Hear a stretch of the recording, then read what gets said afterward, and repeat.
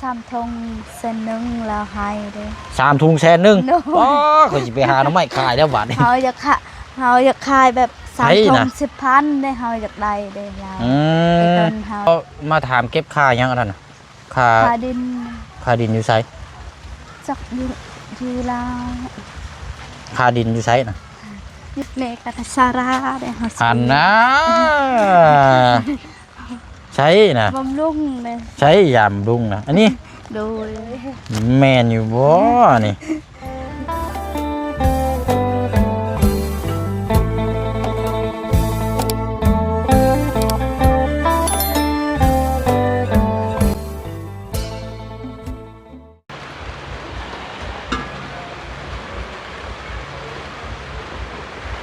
เอาพี่น้องเนาะสบายดีพี่น้องยำคำยำแรงพี่น้องเนาะคันสิว่าก็5 โมงปลายแล้วพี่น้องเนาะ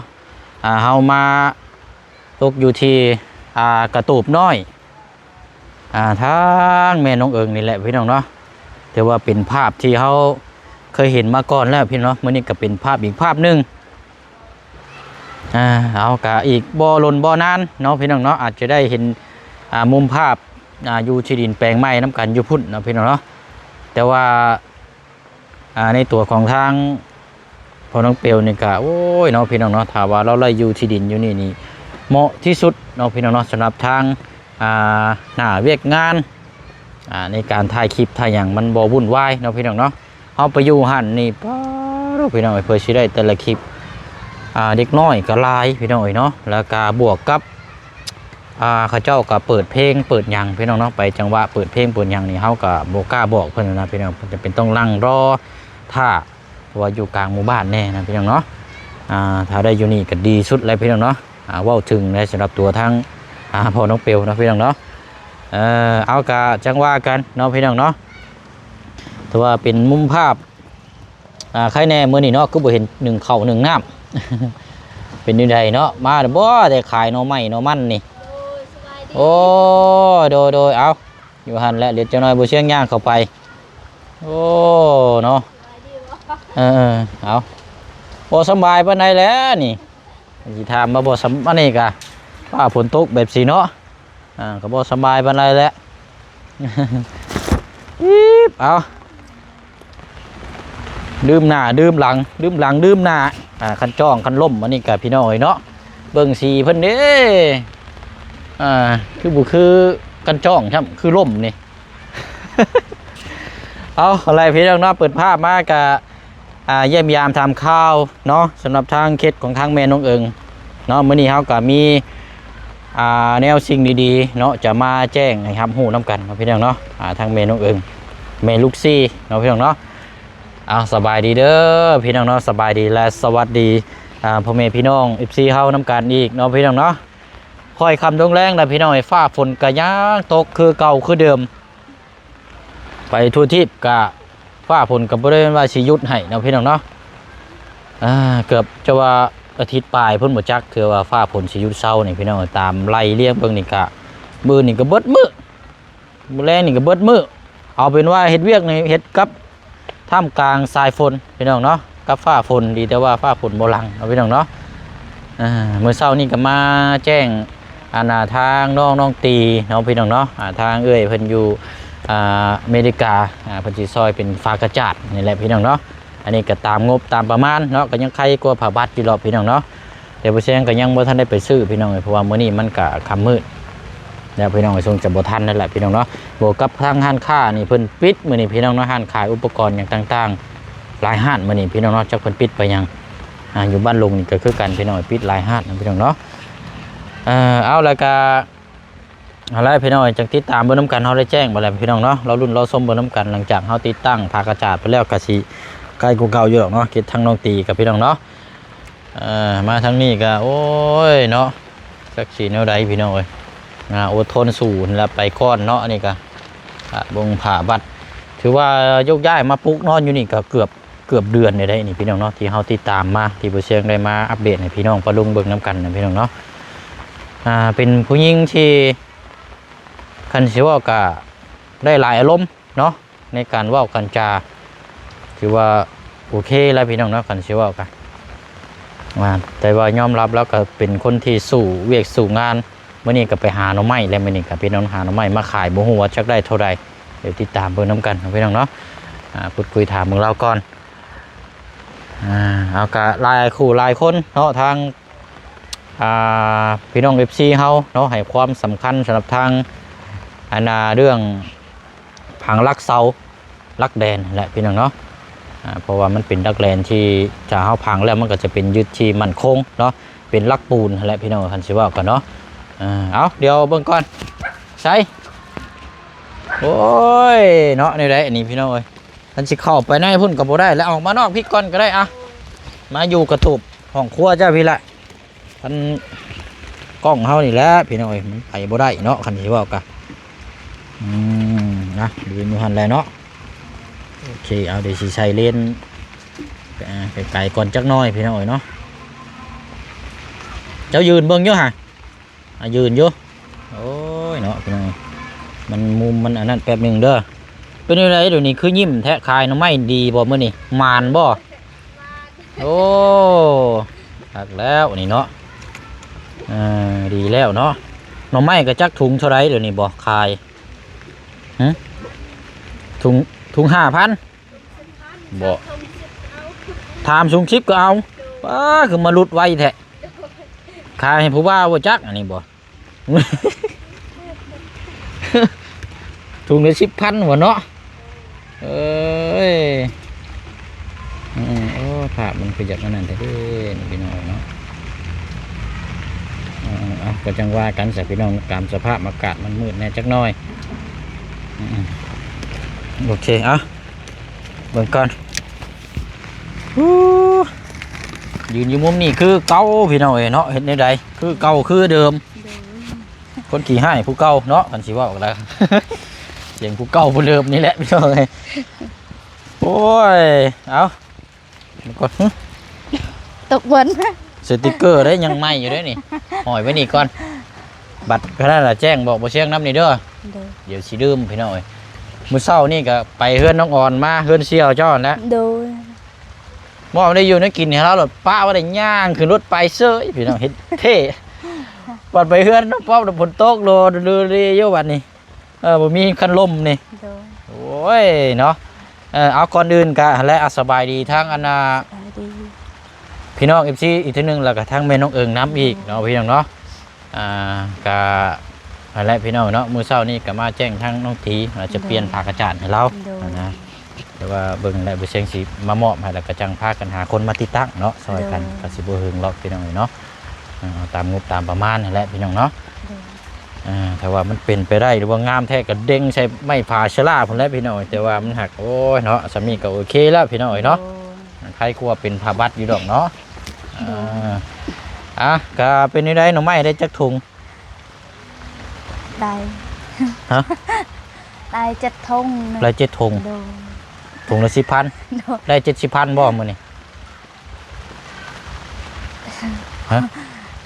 เอาถุงละ10บ่แม่นบ่จอยให้เช่นนึงนะไผผู้ว่าวให้ใช่บ่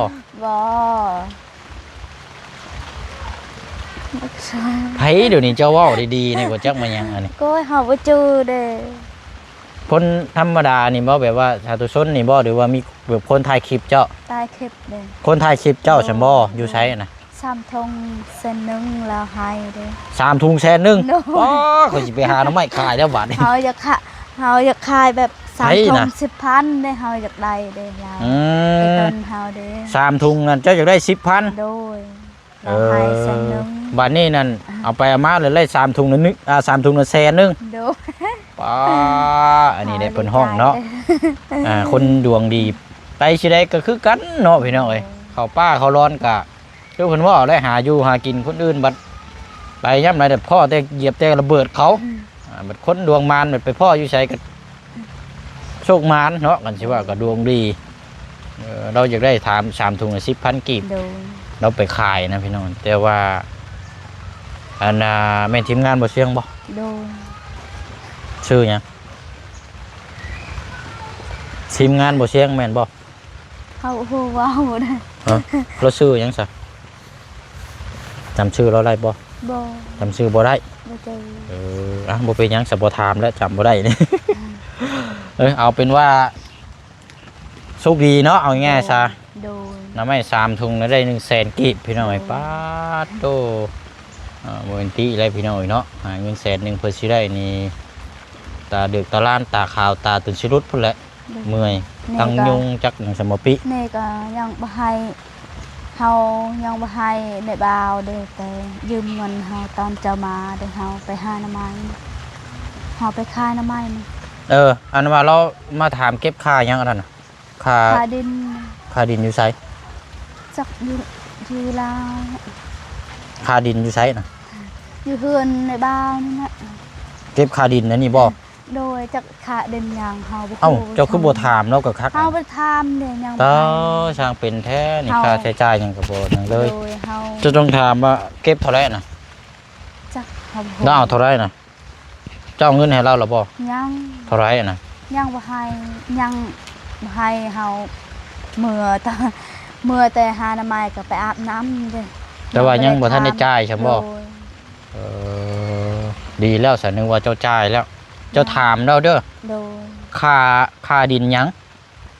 หรือว่าค่าหยังกับหรือว่าบ่เกี่ยวกับดินหรือว่าค่าหยังเจ้าก็ถามเพื่อความรู้ โดย อันน่ะถามเพื่อความรู้ตัวเองดอกเทิงคือบ่เชี่ยงบ่ถามก็บ่เป็นหยังอะนะ โดย แต่ว่าอยาก แบบในบ่าวอยากไป อืม ไปขอเงินเฮานี่เด้เฮายังไปขายหน่อไม้ไปหาหน่อไม้ นินอยู่น่ะบ่เชี่ยงสัมภาษณ์น้องตีอยู่เรามาเอิ้นอยู่หั่นว่า โดย ถามมาเจ้าว่าอยากได้เงินเสียค่าหยังสักอย่างนี่แหละพี่น้อย โดย แต่ก็เฮาถามก็บ่ได้เสียหายหยังดอกเนาะ โดย เพราะว่าเฮาเป็นคนเสียเฮาก็อยากฮู้ว่าเฮาเสียหยังเฮาเสียไปนี่ มันแบบใดเฮาทำฮู้แล้วก็บ่เป็นหยังเนาะ โดย เฮาก็เล่ากันฟังซื่อๆก็บ่แม่นว่าสิจ่ายให้อย่างเดียวแล้วบ่ฮู้เหตุผลหยังโอ้บ่ได้ไปหาหน่อไม้หีบ3ถุงเสื้อแสนหนึงนี่บ่ได้โชคดีตลอดได้ก็สิบอกให้3ถุง10,000กีบนี่ก็ยังคนสิซื้อก็ยังบ่มีเด้บัดหน่อไม้มันหลายน่ะเนาะ มีและ ยก เจอบะก็ไปเจอแล้วและซื้อซอยแต่เฮาเมื่อน อกจากผู้ที่เพิ่นอยากซอยดีดอเนาะ โดย หรือว่าพบเจอทีมงานเนาะ โดย หรือว่าที่เพิ่นถ่ายคลิปจังซี่นี่ทีมงานมาเชื่อนี่ก็พระเจ้าซอยอยู่แล้วพี่น้องเนาะแต่บางเทื่อบางที่นี่บ่มีนี่ก็อยู่ทุกอังหลายเติบอยู่แล้วเจ้าเนาะ โดย เอาจังได๋ก็ถามเบิ่งเนาะเดี๋ยวผู้เชี่ยงก็สิได้ถามผู้พันเบิ่งนำที่ว่าเสียค่าหยังแน่หั้นนะแต่ว่าใบนี่ยังบ่ทันได้มาอยู่เนาะใบที่ดินเนาะ ยัง ถามแล้วก็เก็บไว้เด้อ โดย บางเทื่อเดี๋ยวบ่เชียงสิเอาใบสำอันหยังก็ตัวซองสีน้ำตาลน่ะมาให้เก็บไว้ โดย แล้วก็ไว้สูง โดย ๆเพราะว่าลูกน้อยก็หลายเนาะเจ้า โดย จังน้อยว่าโอ้ยลูกไปดินมาแล้วกระดาษหยังนี่มาฉีก โดย ก็พอแห้งแล้ว เฮาให้น้องเอาไว้เด้อ จังน้อย โดยให้น้องไว้ให้ มันสิยากเลยเนาะ โดย แต่มันต้องวิเสียหายมานี่เพอซุมื้อนี้นี่ต้องมีหลักฐานอย่างเดียว ถ้าขาดหลักฐานนี่เจ้าสิเว้าน้ำลายจนปูมปากจนคอแห้งนี่ก็บ่มีไผเชื่อหรอกเนาะเพราะฉะนั้นเฮาเอาตัวนี้มายูนต่ำแล้วก็เพิ่นก็บ่ได้เว้าหยังหลาย โดย ก็ไปจบเลยแค่นั้นแหละเนาะแล้วบ่มีหยังหรือว่ามันก็เปอร์เซ็นต์น้อยคันสิเว้าก็เนาะมันก็แม่นอยู่แต่ว่าเปอร์เซ็นต์น้อยนะพี่น้องถ้าว่ามีหลักฐานหยังก็มันเปอร์เซ็นต์มันหลายคนที่สิเว้าเฮานี่มันเว้าบ่ได้หรอกเนาะเว้าก็เว้าเมื่อยซื่อ โดย จมบ่จมเมื่อยซื่อๆบ่มีหยังหรอกเนาะเอาก็เป็นยังไงมื้อนี้ย่างไปเบิ่งที่ดินแปลงไม้แล้วบ่ ยัง ยังอยู่บ่ โดย แต่ว่าฟ้าฝนมันตกคักตกแน่เนาะ โดย พี่น้องยอดเลยทางน้องจีเด้อสิเป็นยังไงเฮ็ดหยังอยู่เอาลูกบ่เอาลูกนอนบ่ มักอ้ายและเบียนและเบียน บ่เราเอาลูกนอนบ่ว่างอยู่บ่ เพราะฉะนั้น เขาหน้ากล้องกันจังน้อยเห็นนะคันว่างมาพี่ก่อนก็ได้น้องตีเนาะก็เราเป็นคนก็เว้าจาเนาะเว้าม่วนเนาะ โดยแบบน้อง น้องเว้ากับเฮาได้เว้าโอ้ยข่าวดีได้เฮาก็ดีใจนำได้เฮาเป็นเงินได้มือ โดยเอามาพี่ก่อนน้องเนาะมายืนอยู่นี่ก่อนก็ได้เอากล้องก่อนสบายดีพี่น้องยามค่ำยามแรงเนาะเด้อโดยอันนี้พี่น้องเนาะเป็น2พี่น้องเนาะ โดย เรียกว่าเป็นคนเว้าแบบบ่เว้าโปะพี่น้องเอ้ยภาษาเฮาก็แบบเว้านิ่มเนียนเว้ามารยาทกันสิว่าเนาะแต่เป็นคนเว้าไวนี่โอ้บ่ได้แบบนี้ได้พี่น้องปักอันนี้นั่นเด้มาแล้วเรามาเลยหั่นบ่แซงมาเลยเอาแม่นี่อันนี้เราสบายนี่พี่น้องเอ้ยอายุแต่ว่าเป็นคนเรียบร้อยเนาะเนาะได้ยังล่ะพากันเฮ็ดกินกับข้าวกับน้ำเนาะแกงหน่อไม้กินน้ำกันบ่ถามกันเบิ่งก็ได้บ่เสียงช่องเบิ่งกล้องก่อน กราบเลยค่ะได้กราบ แกงหน่อไม้เนาะโอ้ยยำค่ำยำแรงเนาะ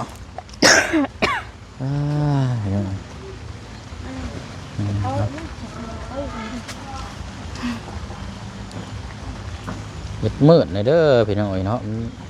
บวกกับโทรศัพท์กับบดีแน่แหละกันสิว่ากับจอมันลายมันเป็นเส้นเบิดเลย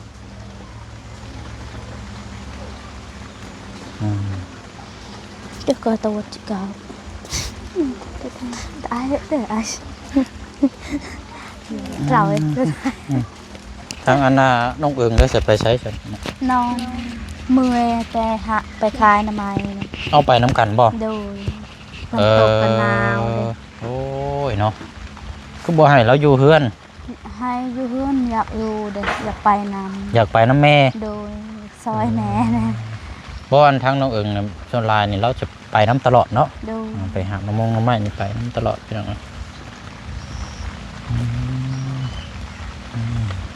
ยันว่าบ่สบายเนาะมันฟ้าฝนตกห้ำเนาะนั่นก็นี่มามันสิยากเลยพี่น้องวัดเป็นไอเป็นไข้โอ้ยเนาะกันว่าผ้าฝนเศร้านี่จังว่าเนาะเบิ่งรุ่นเบิ่งมื้ออื่นกันว่าท่านนี่บ่เชิงสิเอามาให้เลยนี่ผักกระจาดนี่พี่น้องประมาณ10แผ่นก็น่าจะพอละกันบ่เดือหันไก่ให้เราปิดตัวนี้รุมพิตัวอย่างตัวนี้ก็ดื้อเอาเก็บไว้มันจะโอเคกว่านะอันนี้ก็เป็นผ้าบัดนี่แหละเนาะเพราะว่าตอนนี้เขายิงไปมองที่ดินแปลงไม้พุ่นนี่เขตทางแม่น้องเอิงนี่นะพี่น้องเนาะแต่ว่าบ่เชียงนี่ย้อมอย่างเดียวย้อมผลเดี๋ยวนี้นะคันว่าฟ้าฝนยุดเนี่ยเวียกงานนี่ก็สิความคืบหน้านี่เอาหัดจะได้เห็นแบบว่าไวๆนะพี่น้องเนาะคันเชียวกันเอาเป็นว่ากินข้าวอยู่นี่แบบกินข้าวค่ำนี่อิ่มไปกินยังบ่ทันได้ท้องยังบ่ทันได้อันนี้ครับมาอีกเลยประมาณนี้นะพี่น้องยกตัวอย่างนะเพราะฉะนั้นจะเป็นคนเล่นงานเนี่ยจักน้อยนะพี่น้องแต่ว่าภาพผลเป็นใจนี่เป็นแบบว่าเฮ็ดนี่แบบโอ้ชุดๆแล้วล่ะพี่น้องเนาะแต่ว่านี่โอ้ยอมแล้วแบบนี้พี่น้องเนาะอันนี้ก็เปียกอันนี้ก็อันบ่เข้าห่มนี่ก็เมื่อเล่นไอแห้ๆแล้วก็กินยาได้เจ้ากินข้าวแซ่บอยู่บ่เจ้าซื้อยาวิตามินมากินแซ่บเลยยาเท่าไรซื้อเลยกินข้าวมื้อนี้มันเป็นแคปซูลอยู่ใช้น่ะมาเบิ่งอยู่ตั้งเธอสิได้ซื้อกินนะตั้งเธอพอได้กินข้าวแซ่บนี่บ่แน่ได้เนาะนักตีเจ้าจะกินคือกันบ่นักยาเอาแต่ว่ายาประเภทนี้กินยังสิบ่นั่นบ่ลูกเจ้ายังกินนมมันอยู่บ่แม่นบ่คือว่าแล้วมันบ่ได้เกี่ยวกับยาหุ่นแห้งอย่างเนาะเกี่ยวกับยาบำรุงแม่บำรุงลูกก็บำรุงน้ำคือกันจังสิว่ากันได้ยาวิตามินแม่นบ่เนาะบ่แม่นยาพาราบ่จักยาแก้ปวดบ่จักนึกใจว่าอันยาโอ้ยช่องขาวๆย่านอยู่เด้อนี่เนกัตซาราได้ฮะอันนะใช่นะบำรุงเลยใช้ยาบำรุงนะอันนี้โดยแม่นอยู่บ่นี่บำรุงกินข้าวแซ่บบ่ แม่นอยู่บ่นี่พี่น้องเอ้ยอันนี้นี่สาระ โดย อื เฮาเจ็บหัวเด้ ยาแก้หัวปวดหางอันนี้นะกินมื้อละจักมิดอันนี้นะบ่ ชอบเฮากิน 2 มิดแสดงว่ากินข้าวแซ่บได้นี่เนาะ โดยเฮาชอบช่องเถื่อน อนหลับอยู่บ่ หลับ แสดงว่าถึกแล้วซะเนาะ โดย เบิ่งยี่ เมื่ ห้อ อแต่ ก่อน คายน้ำไม้ก็กินอีก ไปอาบน้ำก็กินอีก ห่วยกินลายแท้ แซ่บเลย โอ้ห่วยข้าวนี่มื้อหนึงสิบ่1 3 4เทื่อพุ่นบ่ เนาะกินข้าวแซ่บบัดนี้โยแน่ได้พี่น้องเที่ยวหนึ่งแต่ข้าวได้เฮ้ยเนาะ โดย เอาดีแล้วจะถือว่าเป็นยาวิตามินบำรุงเนาะ โดย แจ้งก็กินข้าวบ่ค่อยแซ่บพี่น้องนอนก็บ่ค่อยรับเป็นบ่ช่างกระซับกระชายคิดหน้าคิดหลังอยู่อันน่าไปเฮือนพลักน้อยก็เอายากระยุงมาให้กระจับออกมาก็ว่ายาสีฟันวะแต่เป็นยากระยุง เพิ่นผิดเลยพี่น้องสมองมันลือเลยเอาเก็บไว้ใช่เนาะ โด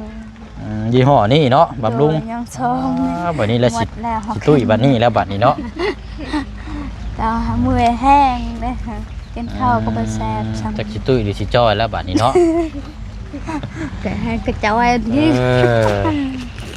เอาก็อันนี้คนเฮาก็สิตุ้ยสิพี่หรือว่าร่างกายสิอันนี้ก็ยกตัวอย่างก็คือถ้าว่าเฮาครอบครัวดีขึ้นแม่เจ้าน้อยก็หน้าตาเนาะสุขภาพนี่มันจะเป็นพิงพันแบบว่าดูดีขึ้นแม่เจ้าน้อยแล้วก็งานนี่บ่หนักนี่ร่างกายนี่สิตุ้ยพี่เนาะพี่น้องเนาะประมาณนี้แหละพี่น้องก็ขึ้นอยู่กับเฮาดูแลสุขภาพแน่แหละเนาะโอเคเนาะเอาก็มีแต่ว่าเดี๋ยวเชียงสิแจ้งเพิ่มเติมเลยก็ได้เนาะบัดนี้พี่น้องเพราะว่าน่าจะอยู่ในช่วงพายุเข้าจักบัดนี้เนาะทางเขตแม่น้องเอิงนี่พี่น้องพายุถล่มหนักบ่จักเนาะบดีมีทางอนาแม่ใจดีเนาะเพิ่นอยู่ทางต่างประเทศเนาะพี่น้องเนาะทางแม่เพิ่นฝากเงินมานั่น1 ล้านกับเท่าไรนี่แหละพี่น้อง300,000 ปลายบ่ทางแม่เพิ่นฝากเงินมาแหละให้ความสำคัญก็คือเพิ่นสิซอยลักหัวซอยลักหัวอันน่ะฟังเนาะฟังรอบๆมาแล้วพี่น้องกันสิเว้ากันเนาะฟังรอบๆคล้ายๆคือเฮือนอาเจืองอันใดแต่ว่าแม่เพิ่นบอกว่าให้เอา4 ลักแม่เพิ่นให้เอา4 ลักพี่น้องแต่ว่าบ่ใช่นี่เงินในจำนวน1 ล้านปลายนี่ต้นหนึ่งมันนี่จักเท่าไรตัวนี้ประมาณ100,000ถ้าว่าเอาบ่จัก10ปลายต้นนั่นก็บ้าพี่น้อยเนาะมันก็จะงามได้พี่น้อยเนาะแต่มาแม่เพิ่นว่าอยากให้อันมอบเป็นเงินน้ำอะไรพี่น้องแต่ว่าผู้แช่งก็เอาไว้ซอยเราเป็นทางทุนทางเฮือนซ่านดีกว่าเนาะพี่น้องเนาะเพราะว่าเอารุ่นทางนั้นดีกว่าก็ได้เงินจำนวนนี้นี่ผู้แช่งสิซื้อลักหัวมาให้เด้อเอาลักหัวมาให้ทั้งแม่น้องเอิงพี่น้อยเงินจำนวน1,300,000นี่มันสิได้จักต้นนะพี่น้อยก็ติดตามเบิ่งน้ำกันจริงแม่เพิ่นว่าเอาจัก4 ลักก็พอพังซื้อปูนที่ยังมาแต่ว่ามันแบบยังได้นะพี่น้องคันสิว่าก็สร้างปูนแห่ทรายนี่มันก็เบิดลายแล้วก็เลยว่าเอาแต่ลักมาก่อนก็ได้เนาะเพราะอย่างน้อยเฮาก็มองเห็นลักแล้วนะพี่น้องว่าได้อยู่หั่นก็สิได้เป็นส่วนตัวแน่เนาะมีงบแล้วก็เอาตะไคร้อ้อมปิดเด้ยบาดนี้สบายพี่น้องเอาเพียงคือเฮือนเอาเจืองนะหั่นแหละพี่น้อยเนาะก็ถือว่าเป็นข้าวดีเนาะบ่เชียงมาแจ้งรอบค่ำพันเชื่อกับเมตุเนาะทางว่าแม่ใจดีที่บ่เชียงซื้อไข่มาให้มื้อนั่นแหละเนาะ2 แตะอะไรพี่น้องเนาะก็เงินนำแหละแม่เพิ่นก็ฝากให้กันค่าน้ำมันบ่เชียงมื้อนั่นแหละพี่น้องเนาะเอากะเดี๋ยวจังว่าจังคุยน้ำกันยังบ่ทันได้กลับหรอกพี่น้องเนาะมีแต่ว่าคลิปนี้เฮามาแจ้งเพิ่มเติมสำหรับทั้งเรื่องที่ดินลักหัวเนาะพี่น้องก็ถือว่างบจำนวนนี้บ่เชียงจะไปสร้างลักหัวมามอบให้เราที่ตามเบอร์น้ำกันว่ามื้อใดวันใดบัดนี้พี่น้องเนาะจะได้มาเบี้ยงไว้เท่านั้นแหละเนาะโอเคมีแต่ว่าสุดท้ายแล้วบัดนี้พี่น้องเนาะเฮาพูดคุยน้ำกันแล้วก็สิให้ทั้งแม่น้องเอิงและฝากขอบใจทั้งแม่ใจดีเด้อเพิ่นสิซอยทั้งหัวเนาะ รักรั่วนี่ได้พี่น้องเอ้ยเรียกว่ารักเสาปูนกันสิว่ากันเนาะ โดย เอาละฝากขอมุกขอบใจทางแม่เพิ่นเด้อ ขอบ เนาะ ใจเด้อแม่ขอบใจ แม่ใจดีเนาะ แม่ใจดีเด้อ โดย ให้อยู่ดีมีแหงเด้อให้สุขภาพแข็งแรงความเจ็บบ่ให้ได้ความไข้บ่ให้มีเด้อให้เทวดาหักแพงหลายหลายตลอดปีทั้งตลอดไปเด้อสุขทางกายสบายทางใจเด้อให้เทวดาหักแพงหลายหลายสาธุ โดย เฮา เนาะอ่า บ่เสียงคือกันเด้อ โดย ขอบ เนาะ ใจหลายๆเด้อให้เทวดาหักแพงเด้อตลอดปีทั้งตลอดไปเด้อ อืม ทั้งสุขกายทั้งสบายใจเด้อให้รอดปลอดภัยเด้อมีคนหักคนแพงเด้อเบิ่งแยงเว้าเสียงนี่เด้อสา โดย ธุ ถูกเนาะโอ้ยเนาะสมพรปรารถนาเราเว้าแน่ใครเนาะพี่น้องเนาะมีคนหักมีคนแพง เด้อ มีคนกันว่าเราว่ามีคนอุ้มสู้เบิ่งแย่งนี่โอ้ยพี่น้องเนาะแต่ว่าในตอนนี้ก็โอ้ยเนาะพี่น้องคือเฮาเหมือนกันนั่นแหละพี่น้องเนาะเอากะ แบบน้องเฮาก็ลาวซอยเฮาอยากไปพรแม่ได้ให้แม่ยังเด้อ อันนี้จังว่ากันบัดบ่เชียงมามอบพุ่นแหละเด้อ โดย อันนี้ทางน้องตีเพราะว่ามันคนละเจ้ากันเนาะ เด้อ เพราะว่าเพิ่นเบิ่งนี่ก็หลายได้พี่น้องกันสิว่าก็ทั่วโลกเนาะทั่วประเทศเลย โดย คนลาวเขานี่ไปอยู่ต่างประเทศนี่เกือบทุกประเทศนะพี่น้องกันสิว่ากันเนาะเพราะฉะนั้นเพิ่นเห็นเพิ่นฮับเพิ่นชมแล้วเพิ่นก็อยากซอยพี่น้องบ้านเฮาเนาะแล้วก็ทางพี่น้องฝั่งไทยเพิ่นก็อยู่ทางต่างประเทศหรือว่าทางฝั่งไทยเพิ่นก็ซอยกันสิว่าก็ได้เลื่อมใสในศรัทธาของตัวเพิ่นเองเนาะเพิ่นอยากซอยเพิ่นก็ซอยถ้าเพิ่นบ่อยากซอยก็บ่ซอยอันนี้เฮาก็บ่สามารถบังคับได้ โดย ซอยคนจนหรือว่าซอยคนรวย โดย อันนี้ก็ขึ้นอยู่กับปัจจัยของทางผู้ซอยพี่น้องเนาะ โดย ว่าสิซอยแบบใดก็แล้วแต่เพิ่นเนาะเฮาในนามต่างหน้าก็ทำหน้าที่พี่น้องเนาะก็นี่แหละติดตามเบิ่งน้ำกัน โดย เนาะ เฮาก็อยากขอบใจนำน้องเฮาเด้อเฮาดีใจเด้อ อืม ขอบ โดยโด ใจ ย เด้อแม่ยังวะ ทางเอื้อนผู้ใหญ่ใจบุญก็ได้เนาะ โดยขอบใจเด้อพี่ยายใจบุญเด้อซอยน้องเฮาเด้อให้อยู่ดีมีแฮงเด้อให้สุขภาพแข็งแรงความเจ็บบ่ให้ได้เด้อความไข้อย่าให้มีเด้อ โดย ให้เทวดาหักแพงหลายๆเด้อตลอดปีทั้งตลอดไปเด้อให้ยุกยืนยาวเด้อให้สุขกายสบายใจนี่เด้อให้เทวดาหักแพงหลายครอบครัวเด้อสาธุ โดยเอาน้องพี่น้องนี่ก็ตามนั้นแหละบัดนี้เนาะสุขทางกายสบายทางใจทั้งผู้ให้แล้วก็ทั้งผู้รับผู้เบิ่งผู้แย่งนํกันเบิดสุขุสุคนเนาะพี่น้องเนาะมื้อนี้เฮามาแจ้งเรื่องสำหรับทางลักหัวเนาะพี่น้องเนาะ เด้อ จำนวนนี้บ่เชิงสิซื้อลักหัวมามอบให้เราไล่เท่าไรก็ช่างติดตามเบิ่งนํกันอีกทีนึงเนาะพี่น้องเนาะ เด้อ ลำลาก่อนบัดนี้เด้อ เด้อ บ๊ายบายเด้อพี่น้องเด้อเนาะสบายดีพี่น้องเนาะโอ้ยเนาะยังบ่หยุดเนาะฝนนี่กะเอาจนค่ำจนมืดพุ่นบ่นี่เนาะพี่น้องเอ้ย